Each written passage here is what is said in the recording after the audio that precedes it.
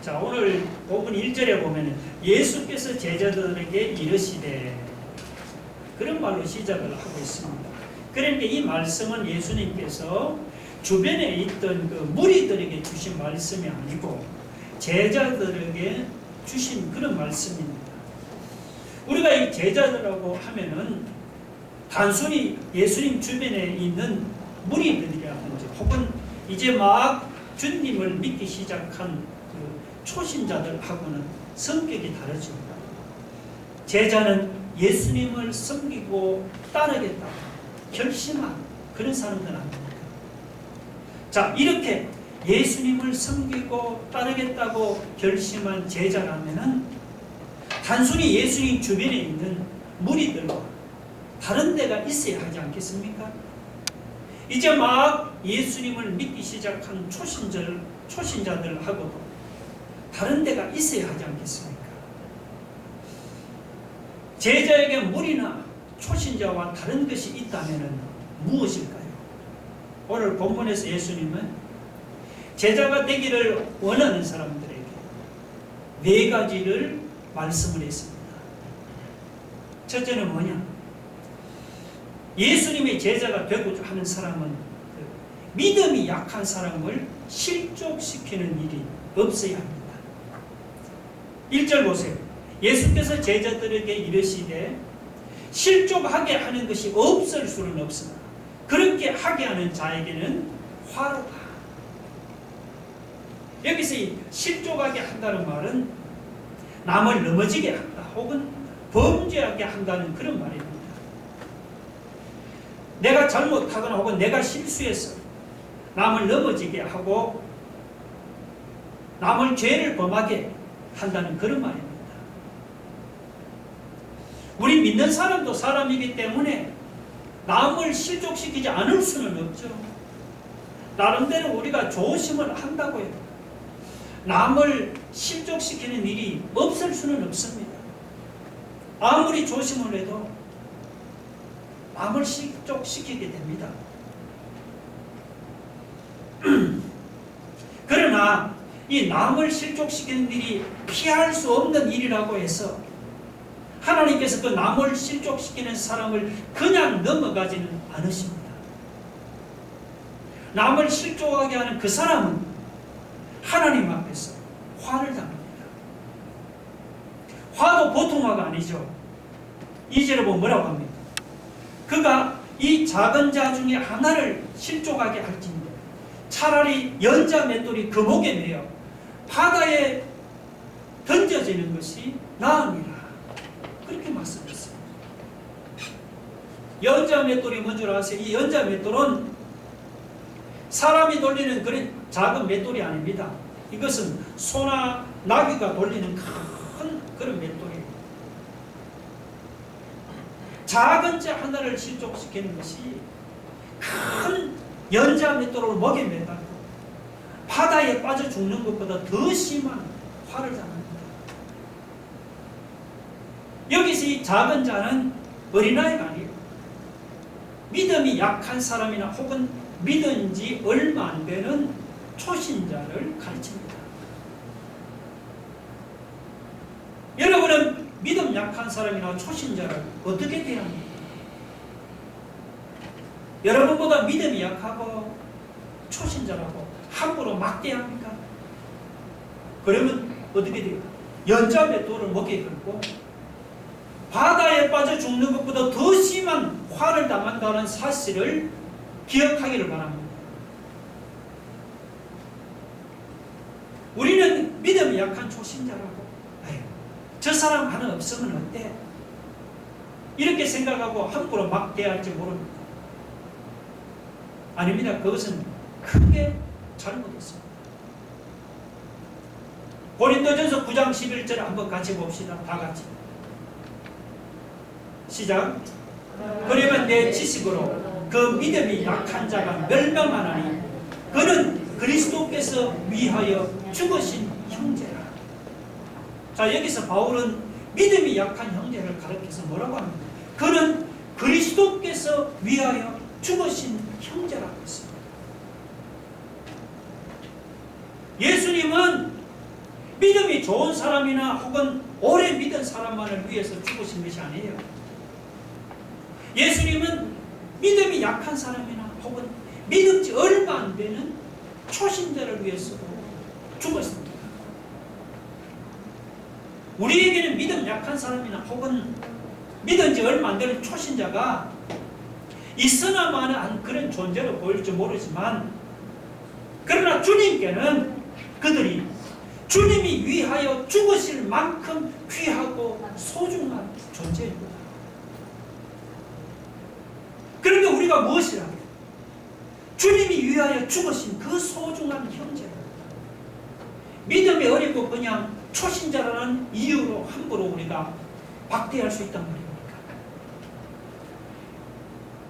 그런 사람 큰 연자 맷돌을 목에 걸고 깊은 바다에 빠져 죽는 것보다 더 심한 화를 당한다는 사실을 알아야 합니다. 여러분, 믿음이 약한 사람이나 혹은 초신자는 작은 일이나 혹은 별것 아닌 일에도 넘어지고 실족합니다. 특히 우리 믿음 좋은 사람이나 혹은 먼저 믿은 사람이 윗선적으로 행동할 때 그들은 10중 8도를 실족하고 넘어집니다. 믿음이 좋다는 우리가 주의를 빼먹고 그냥 세상에 빠져서 살아가면 어떻게 되겠습니까? 오래 믿었다는 우리가 교회 안에서 서로 사랑하지 못하고 서로 다투면 어떻게 되겠습니까? 그러면 믿음 약한 사람이나 혹은 초신자가 우리의 그런 윗선적인 모습을 보고 10중 8도는 실종합니다. 아니, 믿음 좋다는 사람이 어떻게 저럴 수가 있어? 입만 열면 형제님 사랑합니다, 자매님 사랑합니다, 이렇게 말하는 사람들이 어떻게 자기들끼리는 막 사랑하지 못하고 싸우기만 해? 이러면서 믿음 생활에 실족하고 넘어지고 맙니다. 남들을 탓할 것이 아닙니다. 믿음 좋다는 우리가 혹시 잘못해서 믿음 약한 사람을 여러분 실족시키지는 않았습니까? 우리 모두 자신을 포함해서 한번 돌아봐야 합니다. 오래 믿었다는 우리가 말이나 행동에 우리가 본을 보이지를 못했어. 이제 교회 나온 지 얼마 안 되는 초신자를 여러분 넘어지게 하거나 혹은 실족시키지는 않았습니까? 믿음 약한 초신자라고 함부로 막대할 것이 아닙니다. 사도 바울이 말했죠. 고린도전서 9장 11절. 그는 어떤 사람이라고? 그는 그리스도께서 위하여 죽으신 형제라고 했습니다. 믿음 약한 초신자가 우리에게는 있으나마나 할지 모르지만 예수님께는 그를 위하여 피 흘려 죽으실 만큼 귀하고 소중한 존재입니다. 이렇게 귀하고 소중한 형제를 실족시키지 않도록 우리는 말 한마디나 행동 하나라도 조심할 수 있기를 주의 이름으로 축원합니다. 두 번째, 예수님의 제자는 자기에게 죄를 범한 사람이 회개하면 무조건 용서해 주라고 합니다. 사람이 세상을 살다 보면은 남이 나를 실족시킬 수도 있지만 반대로 남이 나에게 죄를 범할 수도 있지요. 교회 생활을 하면서 여러분 그럴 수 있잖아요. 자, 이렇게 남이 나에게 죄를 범할 때 우리 예수님의 제자는 어떻게 해야 합니까? 남이 나에게 죄를 범할 그런 경우에 주님은 우리에게 두 가지를 말씀했어요. 3절을 보면 보세요. 만일 내 형제가 죄를 범하거든 뭐라고 했습니까? 경고하라 했습니다. 첫째는 경고하라는 것입니다.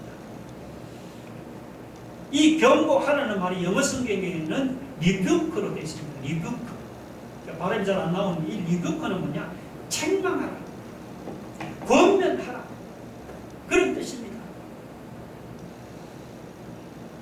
이렇게 나에게 죄를 범한 사람을 책망하고 그리고 권면하는 것은 그 사람이 벌을 주기 위해서가 아닙니다. 죄를 깨달아서 회개하고 그리고 죄에서 돌이키도록 하기 위해서 그 사람을 책망하고 권면하는 것입니다. 그런데 책망하라고 가서 여러분 잘못한 사람에게 막 화를 내서 이렇게 책망하면 안 된단 말이죠. 막 화를 내서 책망하면, 그러면 책망받은 사람이 자기 잘못을 깨닫기는 그냥 오히려 마음에 더 큰 상처를 받게 됩니다. 많이 경험했죠. 그러니까 화를 내고 책망하면은 그 책망이 상대방을 죄에서 돌이키기는 커녕 오히려 어떻게 되죠? 안 좋던 인간관계를 더욱더 나쁘게 만들어버리죠. 그렇게 안 되려면은요, 책망은 하는데, 그죠? 상대방의 감정을 상하지 않도록 온유하고 부드러운 말, 책망하는 것이, 이것이 중요합니다. 자, 그리고 두 번째, 이렇게 경고하고 책망했을 때 만약에 그 상대방이 회개를 하면 어떻게 합니까? 그때는 상대방의 잘못을 이제 더 이상 문제 삼지를 말아야 합니다. 상대방이 회개하면은 그의 잘못을 용서해 줘야 합니다. 오늘 주님이 본문에서 강조하는 것도 바로 그겁니다. 상대방이 경고를 듣고 회개하거든 용서하라고 했습니다. 3절에 그렇게 말씀하죠. 만일 내 형제가 죄를 범하거든 첫 번째 경고하고 그리고 회개하거든 뭐라고 했습니까? 용서하라 했습니다. 용서하되 한두 번 용서하고 말 것이 아닙니다. 4절에 보면 주님은 하루에 7번이라도 내게 죄를 짓고 7번 내게 돌아와서 내가 회개하노라 하거든 너는 용서하라고 했습니다.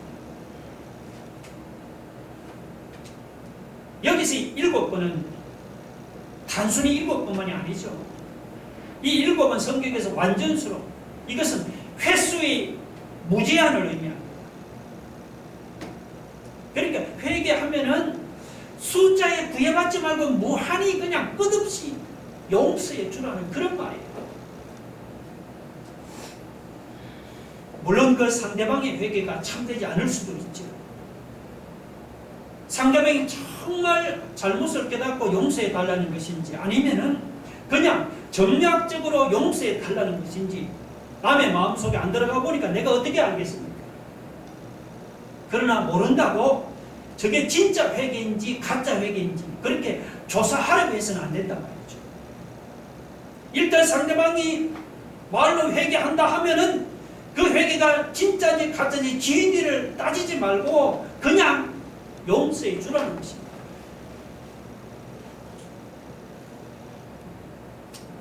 상대방이 회개할 때 우리가 이렇게 무한정으로 용서해 주어야 하는 이유가 무엇입니까?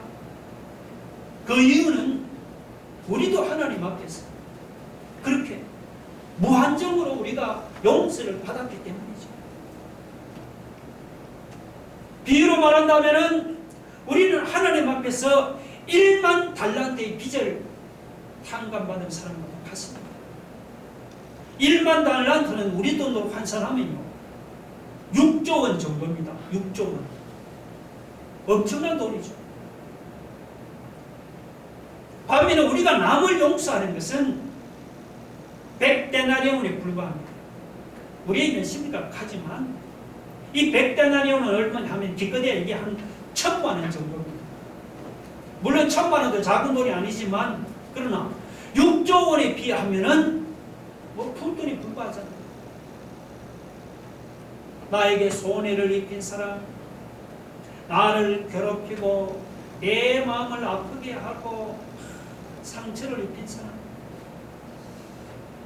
나를 모욕하고 분노하게 하는 그런 사람을 우리는 도저히 용서할 수가 없잖아요.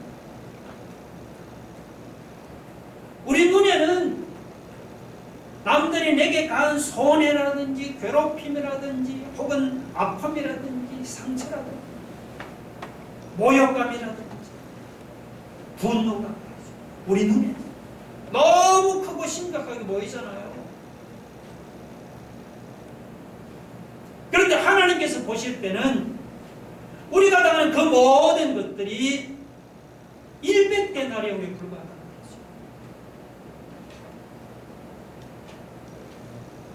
우리가 하나님 앞에서 1만 달란트나 되는 그런 죄를 용서받고 100데나리온에 불과한 남의 사소한 죄를 용서하지 않는다면 그게 말이 되겠습니까? 그러고도 어떻게 우리가 예수님이 제자라고 말할 수가 있겠습니까? 우리가 정말 주님의 제자예요. 우리가 하나님 앞에서 1만 달란트의 죄를 용서받았다면 남의 그런 사소한 허물은 우리가 당연히 용서하면서 살아야 하지 않겠습니까? 여러분, 남의 허물을 용서하지 못하는 사람은요, 남을 섬기고 싶어도 섬기지를 못합니다. 여러분 한번 생각해 보세요. 남의 사소한 허물도 용서하지를 못하는데 어떻게 내가 남을 섬길 수가 있겠습니까? 절대로 못 섬겨요. 남의 허물을 용서해 주는 만큼 남을 섬길 수가 있습니다. 그래서 얼마만큼 남의 허물을 용서해 줄 수 있느냐 하는 것이 바로 그것이 뭡니까? 우리가 남을 섬길 수 있는 역량입니다. 세상에서 용서의 역량이 제일 큰 분이 예수님 아닙니까? 주님은 죄인이 회개할 때 이런 것이 7번이라도 용서하시는 분이세요. 우리가 예수님의 제자로 남을 섬기며 살기를 원한다면 먼저 우리가 뭘 해야겠습니까? 남의 허물을 용서해 줄 수 있는 역량을 크게 키워야 합니다. 여러분은 어느 정도 용서해 줄 수 있습니까? 우리가 주님으로부터 무한정으로 용서를 받습니다. 우리도 무한정으로 남의 허물을 용서하며 살아가야 합니다. 이렇게 남을 용서하는 것이 여러분 진정한 제자의 모습인 줄로 믿으시기 바랍니다.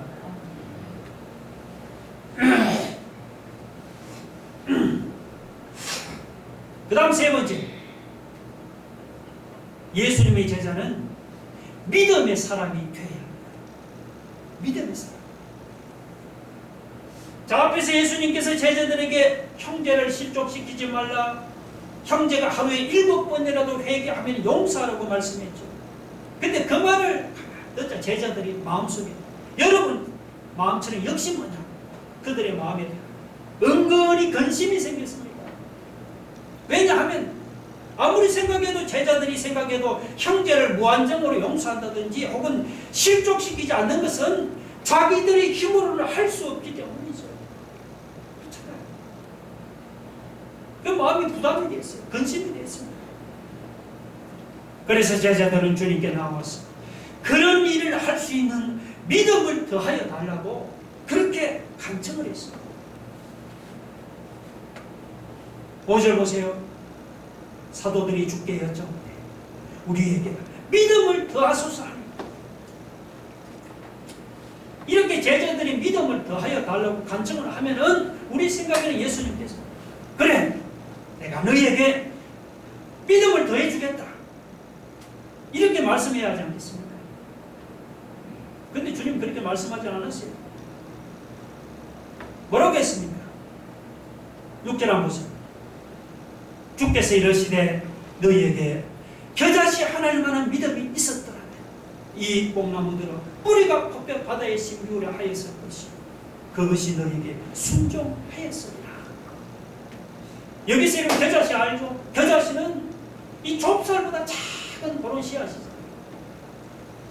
주님은 너희에게 겨자씨 하나일 만한 작은 믿음만 있어도 이 뽕나무를 뿌리채 뽑아서 바다에 심을 수 있다는 것입니다.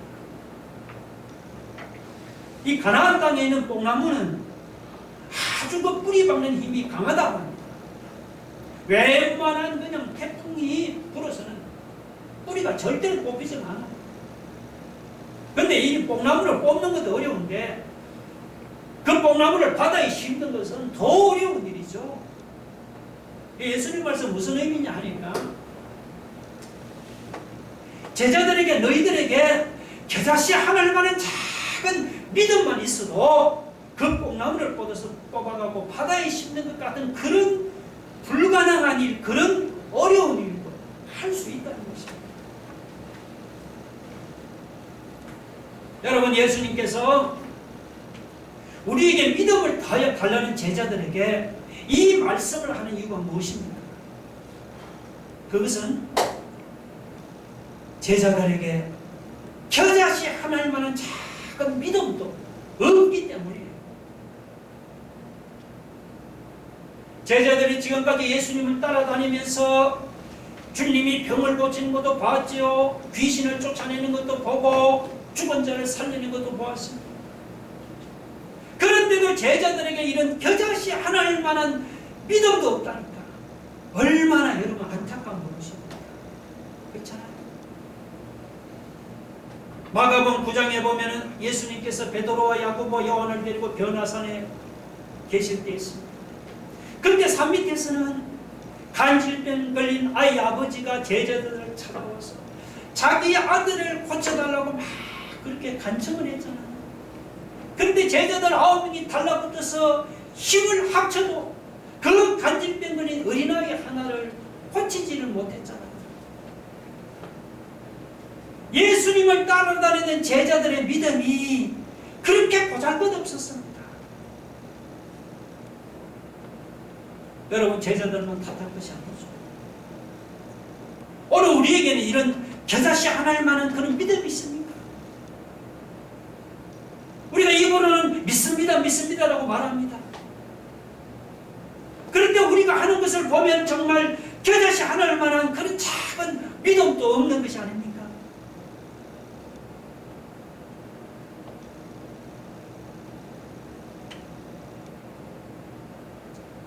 우리가 겨자씨 하나일 만한 믿음이 있다면 우리가 이렇게 무기력할 수가 있겠습니까? 믿음이 없기 때문에 작은 어려움에도 자주자주 무너지는 것이 아닙니까? 누가복음 여러분 18장 8절을 한번 같이 봅시다. 다 같이 시작. 그러나 인자가 올 때 세상에서 믿음을 보겠느냐 하십니다. 자, 지금 예수님께서 제자들에게 하신 말씀입니다. 인자가 올 때 세상에서 믿음을 보겠느냐? 주님이 재림할 때 세상에서 믿음을 가지고 있는 사람을 찾아보기가 힘들다는 그런 주님의 탄식입니다. 정말 그런 것 같습니다. 우리가 믿음이 있으면 형편이 어렵다고 왜 불평하고 원망합니까? 우리가 믿음이 있으면 앞이 안 보인다고 왜 우리가 낙심합니까? 믿음이 없어서 우리가 작은 어려움들 이겨내지를 못하고 불평하거나 원망하거나 낙심하는 것이 아닙니까? 예수님은 간질병 걸린 아이 하나를 고치지를 못해서 쩔쩔매고 있던 제자들에게 뭐라고 말씀했습니까? 마가복음 9장 23절 한번 같이 봅시다. 다 같이 시작. 할 수 있거든이 무슨 말이냐? 믿는 자에게는 능히 하지 못할 일이 없는. 예수님 말씀대로 믿는 자에게는 능히 하지 못할 일이 없습니다. 다만 무엇이 문제입니까? 제자들이나 우리에게 그런 믿음이 없다는 것이 문제요. 안타까웠다는 거죠. 히브리서 11장 6절 같이 한번 읽어봅시다. 다 같이 시작. 믿음이 없이는 하나님을 기쁘시게 하지 못하나 하나님께 나아가자는 반드시 그가 계신 또한 그가 자기를 찾는 자들에게 상 주시는 이심을 믿어야 할지니라. 믿음이 없이는 하나님을 기쁘시게 하지 못하니라 했습니다. 맞습니다. 히브리서 기자가 말한 대로 믿음이 없이는 절대로 하나님을 기쁘시게 해드리지를 못합니다. 하나님께 나아가고자 하는 자는 하나님이 계신 것을 반드시 믿어야 합니다. 하나님을 찾는 사람들에게 상 주시는 분이심을 믿어야 합니다. 우리에게 이런 믿음이 필요한 거예요. 그뿐이 아니죠. 로마서 4장 18절을 봅시다. 시작. 아브라함이 바랄 수 없는 중에 바라고 믿었습니다. 아브라함이 바랄 수 없는 중에 바라고 믿었습니다. 아브라함 정말 여러분 바랄 수 없는 중에도 그는 바라고 믿었습니다. 오늘 저와 여러분도 아브라함과 같이 바랄 수 없는 중에도 바라고 믿는 이런 믿음의 사람이 되기를 바랍니다. 오늘날 믿음을 찾아보기 힘든 세상에서 진짜 믿음을 가지고 사는 예수님의 진정한 제자가 되기를 주님의 이름으로 축원합니다. 마지막으로 예수님의 제자는 자기가 무슨 일을 했다고 자기를 자랑해서는 안 됩니다. 예수님의 제자는 무슨 일을 하든지 항상 겸손해야 합니다. 예수님은 제자들이 이것을 설명하기 위해서 비유 하나를 말씀했습니다. 그 비유는 오늘 본문 7절로 9절에 나오는 무익한 종 비유입니다. 자, 비유를 보면요, 밭을 갈거나 혹은 양을 치는 종이 한 명이 있었어요. 그 종은 하루 종일 수고롭게 밭을 갈거나 양을 치다가 저녁이 되어서 이제 피곤해서 집으로 돌아왔습니다. 자, 주인이라면 하루 일과를 끝내고 집에 와서 쉴 수가 있죠. 그러나 종은 밖에서 힘들게 일했다고 집에 와서 쉴 수가 없잖아요. 피곤해도 종은 또 주인을 위해서 식사 준비를 해야죠. 배가 고프다고 종이 주인과 같이 식사할 수는 없잖아요. 주인이 식사하는 동안에 종은 주인 옆에 서 있으면서 주인이 물을 떠오라 하면은 물을 떠와야죠. 주인이 반찬을 더 가지고 오라. 그럼 반찬도 더 가지고 와서 주인을 수정 들고 섬겨야 합니다. 그리고 나서 종들은 주인이 다 식사를 하고 난 후에 이제 가서 너희들 먹어라 하면 그때 비로소 식사할 수 있는 거예요. 자, 그러면 그 종이 주인이 명한 대로 다 주인을 위해서 섬겼다. 주인이 종에게 종님 감사합니다 하겠어요? 말도 안 되잖아요. 종은 주인을 위해서 섬기는 것이 당연한 일이죠. 밭을 갈고 양을 치고 주인을 위해서 식사 준비를 하는 것은 종으로서 당연한 일 아닙니까? 그럼 종이 주인에게 당연한 할 일을 했는데 주인이 무엇이 미안해서 종에게 감사하겠다고 말하겠어요? 자기 아들이 그랬으면 감사하지. 자, 여러분, 예수님께서 이 비유를 제자들에게 말씀하는 이유가 무엇입니까? 그 이유는 하나님과 우리 예수 믿는 신자의 관계도 주인과 종과 같기 때문입니다. 그걸 설명합니다. 하나님은 우리의 주인이고 우리는 하나님의 종이다 말이죠. 그럼 우리가 하나님의 종이라면은 우리가 하나님을 위해서 일을 했다고 하나님으로부터 어떤 대가를 바라거나 보상을 받을 수가 있겠습니까? 말이 안 되잖아요. 종이 주인을 위해서 일하고 종이 주인을 위해서 당연히 할 일을 했는데 감사는 무슨 감사입니까? 자, 그래서 주님이 제자들에게 뭐라고 말했습니까? 10절 보세요. 우리 한번 읽어봅시다. 10절 다 같이 시작. 이와 같이 너희도 명령받은 것을 다 행한 후에 이르기를 우리는 무익한 종이라 우리가 하여야 할 일을 한 것뿐이라 할지니라. 아멘. 우리는 무익한 종이라 우리가 하여야 할 일을 한 것뿐이라. 이 무익한 종이라고 아무 유익이 없는 어떤 쓸모없는 종이라는 그런 말이 아닙니다. 여기서 우리가 무익한 종이란 말은 어떤 사례나 대가받을 만한 가치가 없는 종이라는 뜻입니다. 주님 말씀대로 우리는 무익한 종이죠. 우리는 하나님으로부터 사례받을 만한 가치가 전혀 없단 말이죠. 우리가 하나님의 종으로서 마땅히 해야 할 일을 했을 뿐인데 살해받을 만한 가치가 어디 있겠습니까? 그런데 가끔 보면 교회를 섬기다가 시험에 드는 사람이 있습니다. 왜 그런가 하고 가만히 살펴보면 남들이 나를 알아주지 않는다는 것입니다. 우리 교회가 처음 세워질 때부터 내가 밭을 갈고 내가 양을 쳤는데 교인들이 내 수고를 알아주지 않는다. 목사님이 내 수고를 알아주지 않는다는 것입니다. 그래서 그만 시험에 빠졌습니다. 교회를 안 나오는 신자도 있어요. 이런 사람은 뭘 몰라도 한참 모르는 사람이죠. 교회를 섬기는 것은 사람에게 인정받고 대가를 받으려고 하는 것이 아니잖아요. 예수 믿는 신자 우리는 뭐라고요? 무익한 종이다. 종이다.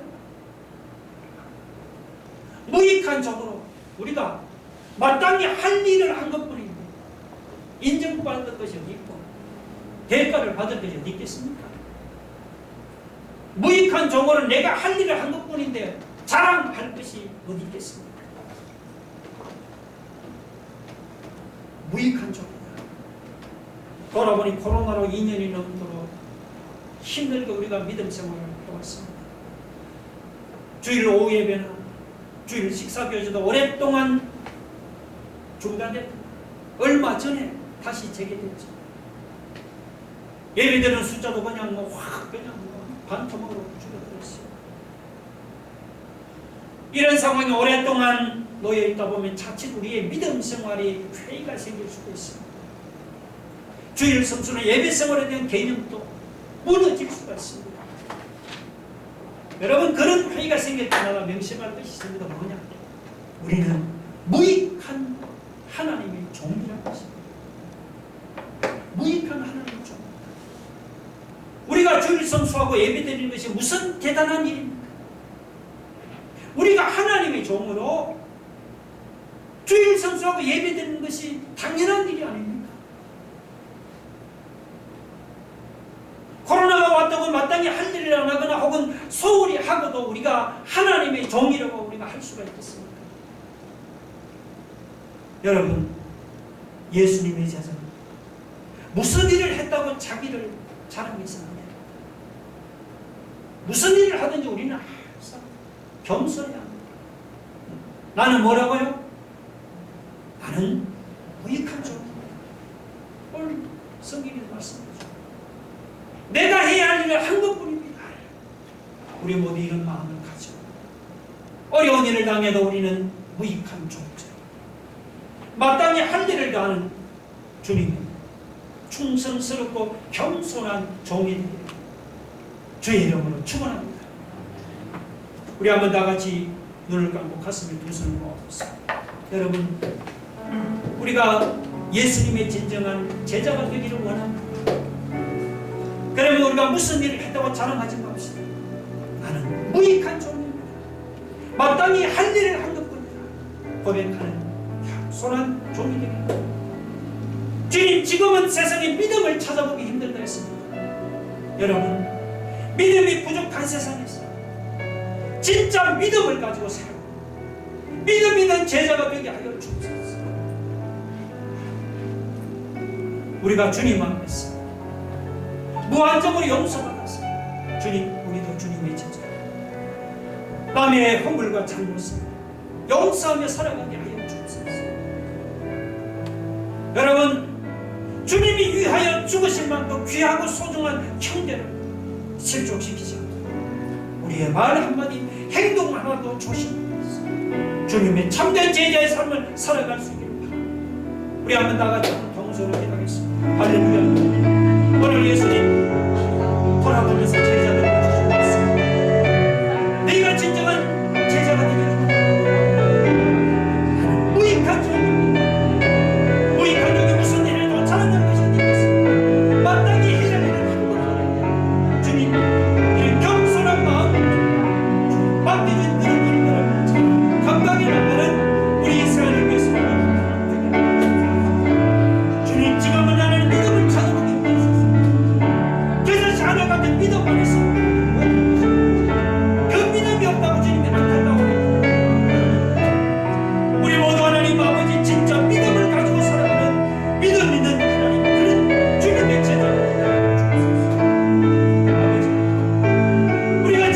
무한대에서 하나님 아버지 무한정으로 죄 용서를 받은 일만 달아도 하나님 비전하고 어떻게 사소한 용서 주님 용서하며 살아가는 그리스도 용서를 하는